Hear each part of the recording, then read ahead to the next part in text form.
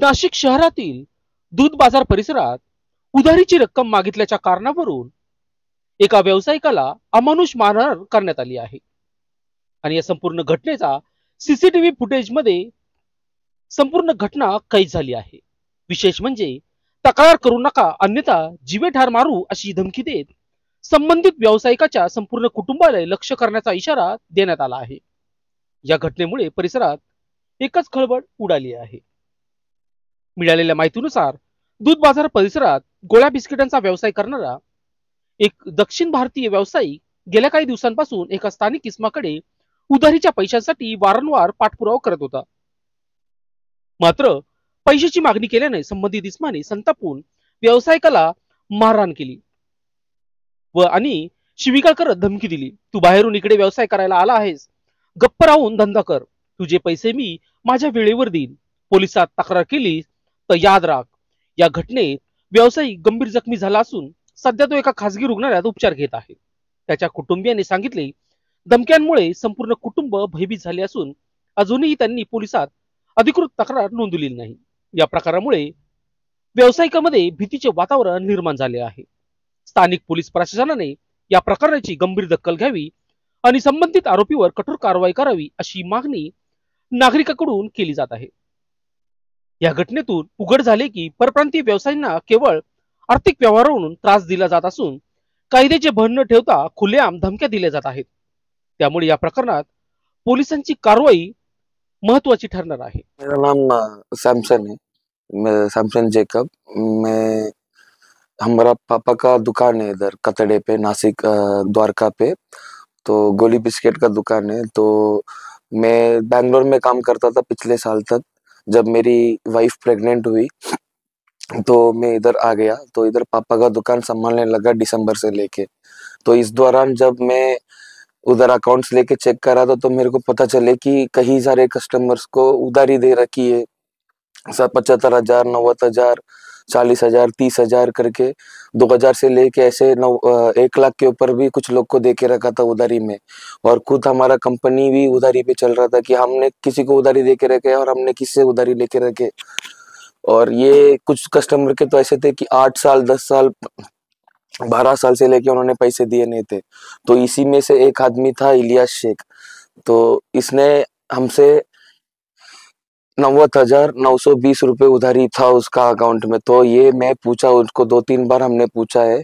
तो 2 महीने पहले, 3 महीने पहले, 3-4 महीने की पहले की बात है, जनवरी में, जनवरी के आखिरी टाइम में, उस टाइम पे उस मेरे दुकान में आके जब हमने उसको पूछा तो हमको धमका के गया कि हम तुमको मार देंगे, तुम हमारे एरिया में दुकान रखे हो, तुम लोग मद्रासी लोग हो, तुम बाहर से आए हो, क्रिश्चियन मद्रासी, तुम इधर बाहर से आके हमारे मोहल्ले में आपने दुकान रखा है, तुमको पैसा वैसा सब भूल जाओ, तुमको पैसा अगर देने का रहे तो हम आराम से देंगे, पर डेट नहीं बताएंगे करके ऐसा बोल के, मजाक में बोल के चले गए। और 2-3 बार हमने जब हमको पैसों की जरूरत पड़ी तो पूछी तो ऐसा धमकाना चालू हो गया। पहले मजाक पे जो बोला वो धमकी देने लग गया।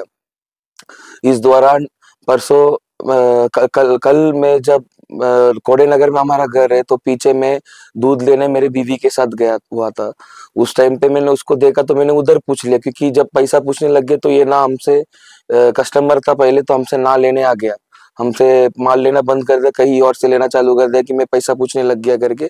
तो इस दौरान जब पीछे दिख गया तो मैं पीछे जाके उससे पूछा कि क्या हुआ करके। तो वो खुद रोक के, गाड़ी रोक के, तो मेरा पीछा क्यों कर रहा है करके मेरे को आके गाली गलौज करने लग गया। उसका, मेरे बीवी ने मेरे पीछे बैठी थी तो मैंने बोला कि रिकॉर्ड ले, ये मार भी सकता है करके, कुछ भी कर सकता है करके। तो पत्थर उठा के मेरे को मारने आ गया और माँ बहन की सबकी गाली दे दी। तो मैं ये चीज मैंने मम्मी पापा को जब बताया तो पापा ने बोला मैं एक आदमी से बात करवाता हूँ उधर से, तू उनको जाके मिल करके। तो उन्होंने बोला तो शाम को आके वो मिलने आएगा दुकान में, हम उधर बातचीत कर देंगे, पुलिस स्टेशन मत जाओ। मेरी यही गलती हो गई कि मैं उसी वक्त पुलिस स्टेशन नहीं गया। इसने क्या, शाम को ये बातचीत करने के नाम पे आया और बोला मैं बच्चे बुलाओ, क्या क्या चाहिए तुमको, पैसा जितना भी है मैं देगा नहीं, मैं देगा तो बाद में देगा करके गाली गलौज और धमकाने चालू कर दिया।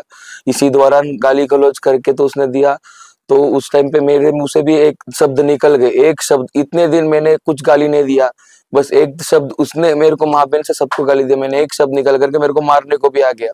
मैं खुद को बचाने के लिए मैंने उसको पकड़ के नीचे रख के फिर मैंने छोड़ भी दिया। ये गया उधर से पूरा मोहल्ला लेके आ गया, उसके परिवार में से उसके भाई, उसके भाई के लड़के, उसके भाई के लड़के के बीवियां, उसके लड़के, उसकी बीवी, उसकी सबके पूरे मोहल्ले कम से कम 25 से लेके 30 जन थे, मेरे दुकान में घुस गए, मेरे को मारा।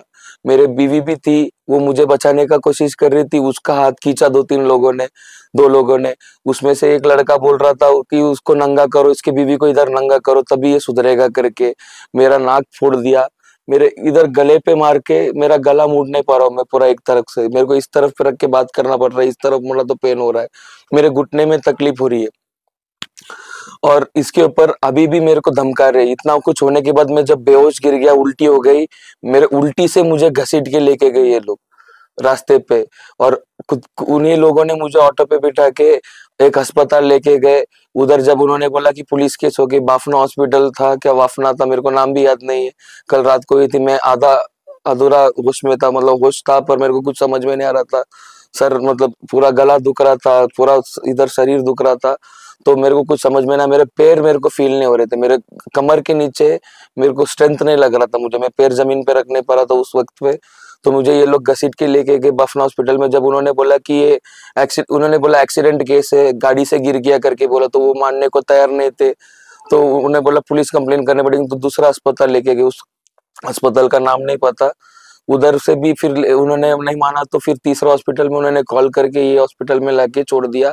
और आते ही अस्पताल से एक आदमी ने आके वही बोला कि मेरे को नाम नहीं जानता वो उसका आदमी का, पर वो आके बोला कि कॉम्प्रोमाइज कर दो, ये जो भी ट्रीटमेंट है फ्री में हो जाएगा, तुम्हारा जितना भी तोड़ फोड़ हुआ ये कर देगा। पर डॉक्टर ने वो मना कर दिया, जो भी है डॉक्टर पाटिल थे, उन्होंने ही रोक के मेरा ट्रीटमेंट करके पुलिस को भी कॉल कर दिया कल रात को, और कल आके पुलिस मेरे से आके ये लेके गई थी।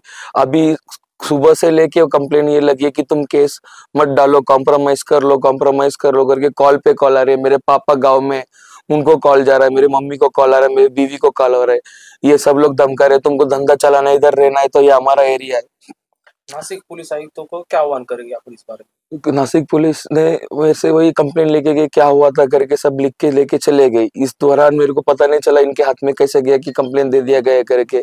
कॉल पे कॉल आ रहे थे मेरे को, कॉल पे कॉल, पूरे परिवार को कॉल करके ये बोल रहे हमको बुला रहे, इधर आओ उधर आओ करके बुला के कॉम्प्रोमाइज करने की बात कर रही है। उनके ऊपर कार्रवाई होए, इसके लिए नासिक पुलिस आयुक्तों को क्या आह्वान करेंगे आप? कार्रवाई होनी चाहिए क्या? कार्रवाई होनी चाहिए। मेरी गलती क्या थी? पैसा भी इन्होंने मेरे खाया, गाली भी इन्होंने मेरे को दिया, मारा भी इन्होंने मेरे को, इज्जत भी मेरा गया।